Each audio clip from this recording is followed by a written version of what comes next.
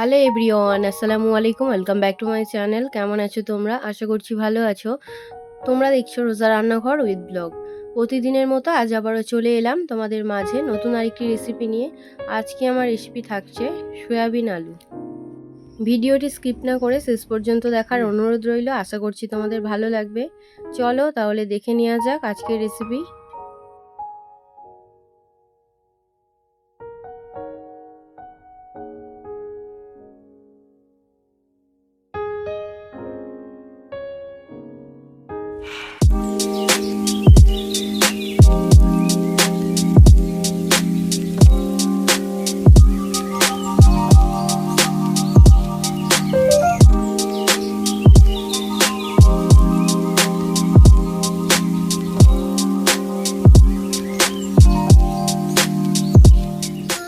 Soybean আলুর তরকারির জন্য এখানে 200 গ্রাম সয়াবিন নিয়ে আমি উষ্ণ গরম জল দিয়ে ভিজিয়ে রেখেছিলাম 30 মিনিটের জন্য।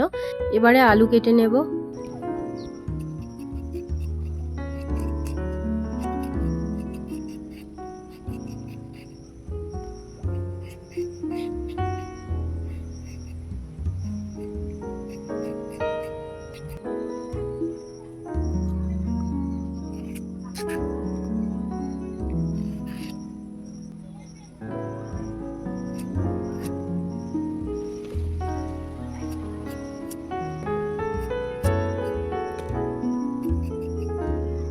এবারে পেঁয়াজ কুচিয়ে নেব।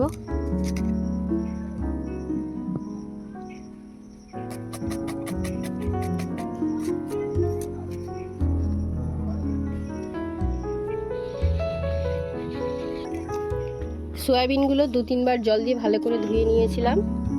এবারে সয়াবিন থেকে ভালো করে জলটা চেপে চেপে বের করে দেব।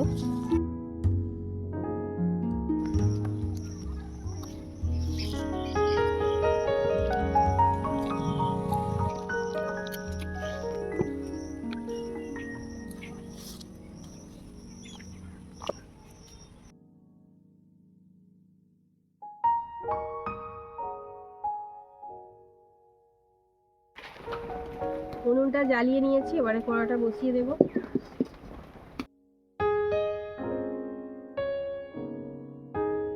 এবারে দিয়ে দেব সাদা তেল।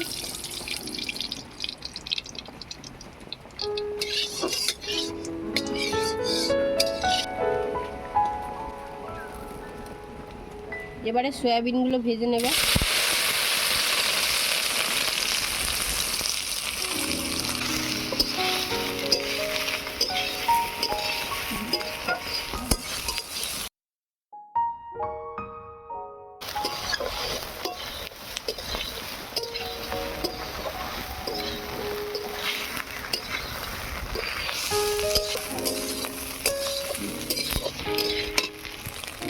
সয়াবিনগুলো ভালো করে ভাজা হয়ে গিয়েছে, এবারে তুলে নেব।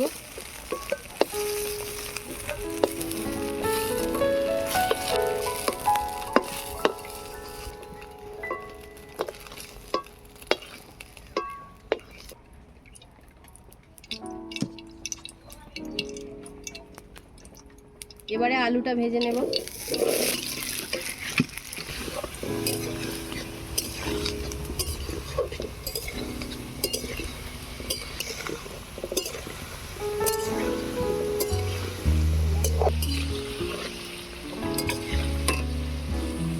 আলু ভাজা হয়ে গিয়েছে, এবারে তুলে নেব।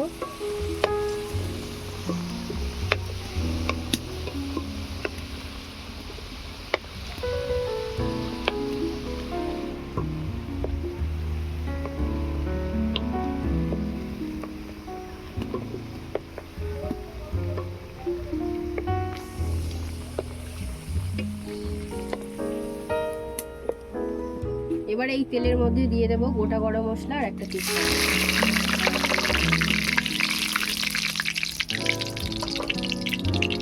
দিয়ে দিচ্ছি পেঁয়াজ কুচি,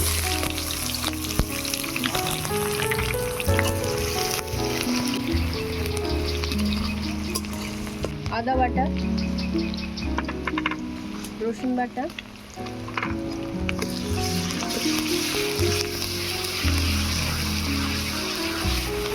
আদা রসুনটাকে ভালো করে ভেজে নেব।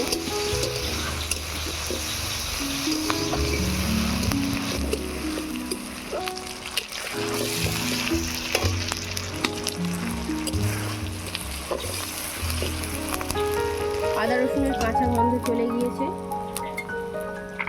এবারে দিয়ে দেবো হলুদ গুঁড়ো, লঙ্কা গুঁড়ো, কাশ্মীরি লঙ্কা,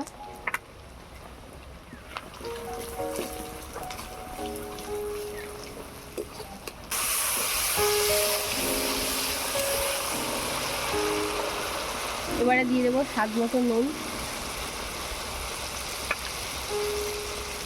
জিরে গুঁড়ো, ধনে গুঁড়ো, দিয়ে দিচ্ছি মরিচ গুঁড়ো। এবারে মশলাটা ভালো করে কষিয়ে নেব।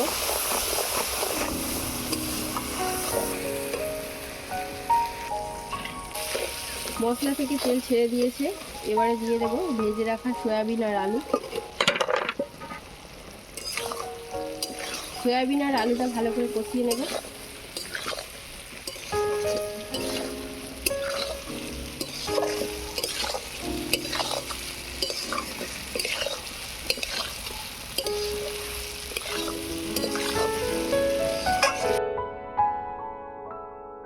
অল্প একটু জল দিয়ে দিলাম।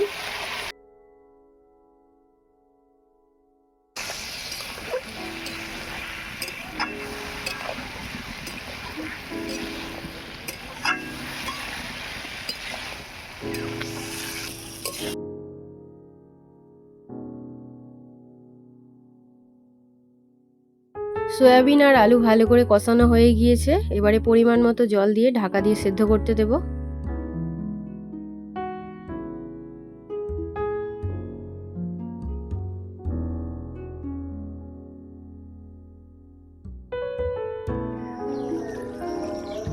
তরকারি হয়ে গিয়েছে। এবারে গরম মশলার গুঁড়ো ছড়িয়ে দিয়ে নামিয়ে নেব।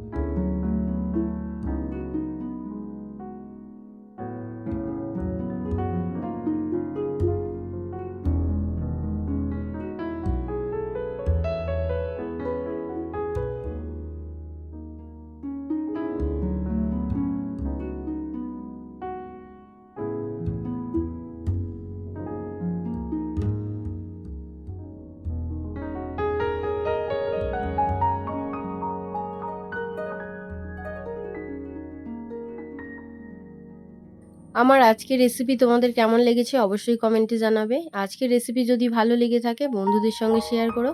দেখা হচ্ছে আবারও নেক্সট অন্য কোনো রেসিপির সাথে। ভালো থেকো, সুস্থ থেকো, পরিবারের খেয়াল রেখো। বাই, আল্লাহ হাফিজ।